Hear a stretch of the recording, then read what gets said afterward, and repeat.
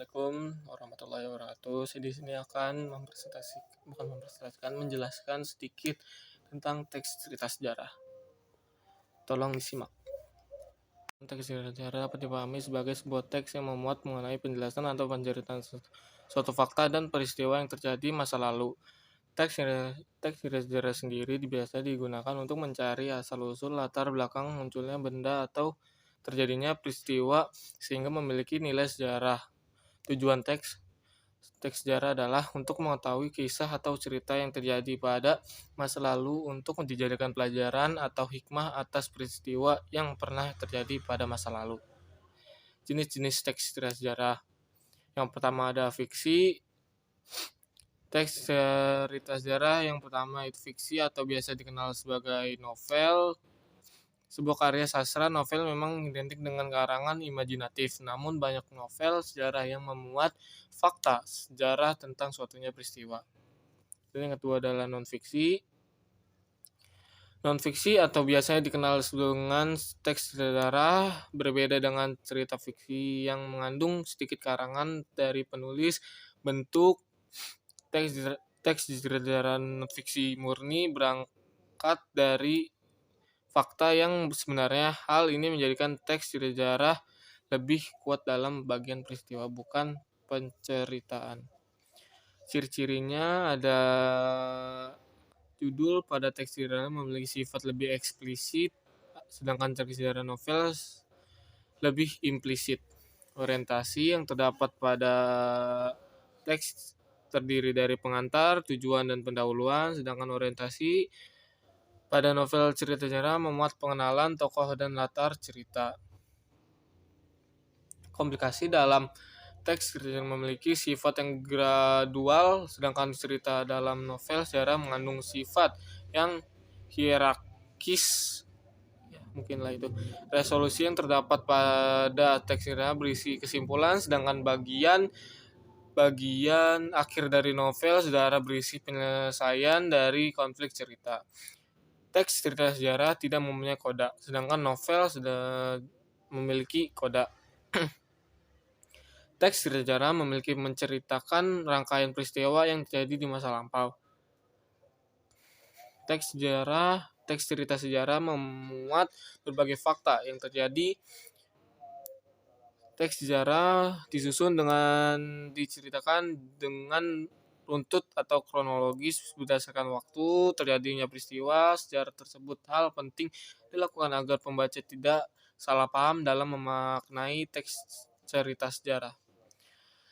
Teks cerita sejarah biasanya sebanyak menggunakan konjungsi temporal, misalnya seperti lalu, kemudian sejak, selama, hingga, dan lain sebagainya. Strukturnya ada yang pertama orientasi. Bagian pertama dari struktur sejarah adalah orientasi. Orientasi ini sendiri dapat dipahami sebagai pengenalan atau pembukaan dari teks cerita sejarah. Bagian ini biasanya sering menggunakan jenis kalimat deskriptif. Hal ini dikarenakan orientasi digunakan penulis untuk mengenalkan suatu topik kepada pembaca. Yang kedua adalah urutan peristiwa. Bagian kedua dari struktur teks sejarah. Urutan peristiwa dapat didefinisikan sebagai sebuah sejarah yang terjadi dan dapat disusun secara urut dan kronologis. Urutan peristiwa biasanya akan menjelaskan cerita yang memiliki nilai sejarah secara gradual. Gradual sendiri bisa diartikan sebagai berangsur-angsur atau sedikit demi sedikit. Hal ini membuat urutan peristiwa menjadi lebih kronologis atau sesuai dengan waktu terjadi peristiwa. Yang ketiga adalah reorientasi. Bagian ketiga dari struktur sejarah. Reorientasi sendiri dapat bersifat opsional atau dapat digunakan dan dapat tidak digunakan pada bagian ini. Penulis biasa menggunakan untuk memberikan komentar pribadi terhadap teks cerita yang disusunnya. Reorientasi sendiri terletak di bagian akhir dari teks cerita sejarah, sehingga penulis berhak melakukan peninjauan kembali tentang topik yang telah ditulis, baik itu berupa saran maupun berupa kritik.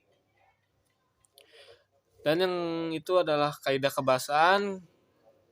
Yang pertama ada kata ganti orang ketiga. Pada kaidah kebahasaan yang pertama ini, teks cerita sejarah banyak menggunakan kata ganti orang ketiga. Penulis dapat memposisikan diri sebagai pencerita dan peristiwa yang terjadi. Kata ganti orang sendiri dapat dibagi menjadi dua jenis. Dari kata ganti tunggal, ia, beliau, dia, dannya, dan kata ganti jamak, mereka. Keterangan waktu atau masa lampau. Pada kaidah kebahasaan yang kedua ini, teks cerita sejarah banyak menggunakan kata keterangan waktu. Sendiri biasanya digunakan untuk menggunakan keterangan tentang waktu atau kapan suatu peristiwa terjadi. Keterangan tempat. Keterangan tempat sendiri pada kaidah kebahasaan yang ketiga ini, teks tidak menggunakan keterangan tempat. Keterangan tempat ini digunakan untuk memberikan keterangan yang menunjukkan dan menginformasikan lokasi atau tempat tersebut.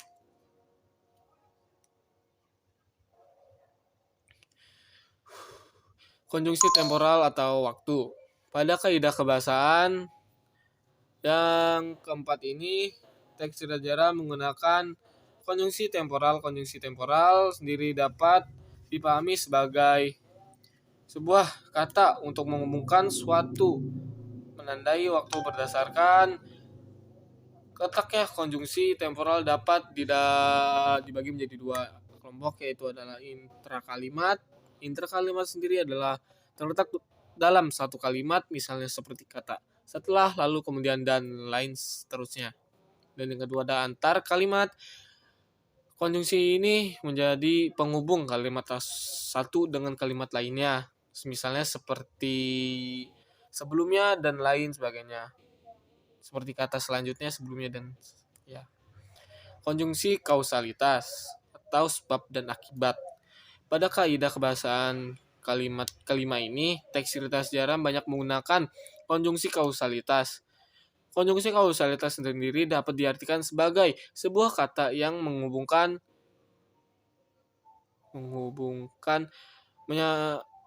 suatu yang menyatakan sebab dan akibat berdasarkan letaknya. Konjungsi kausalitas dapat dibagi menjadi dua kelompok, yaitu interkalimat. Konjungsi yang menyatakan sebab dan akibat satu kalimat, misalnya saja pada kata karena, sebab, dan lain seterusnya. Antar kalimat. Konjungsi yang menyatakan sebab akibat dalam dua kalimat, misalnya saja pada kata oleh sebab itu, oleh karena itu, maka dari itu, dan lain seterusnya. Nomina. Pada kaidah kebahasaan keenam ini, teks cerita sejarah banyak menggunakan nomina. Penggunaan nomina biasanya mengacu pada suatu nama, misalnya seperti nama orang, hewan, benda, atau bisa juga pada gagasan atau ide. Nomina tersendiri dibagi menjadi tiga jenis, yaitu modifikatif atau unsur inti atau pewatas, hari, Senin, bulan, Desember, dan lain sebagainya.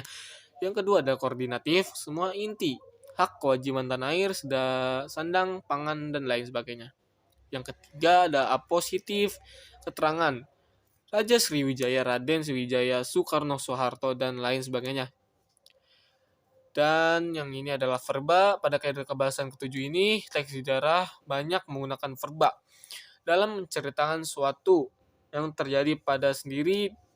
Verba sendiri adalah kata yang menunjukkan tindakan biasa yang ditandai oleh imbuhan, di, ber, ter, me, berkan, dikan, dan lain seterusnya.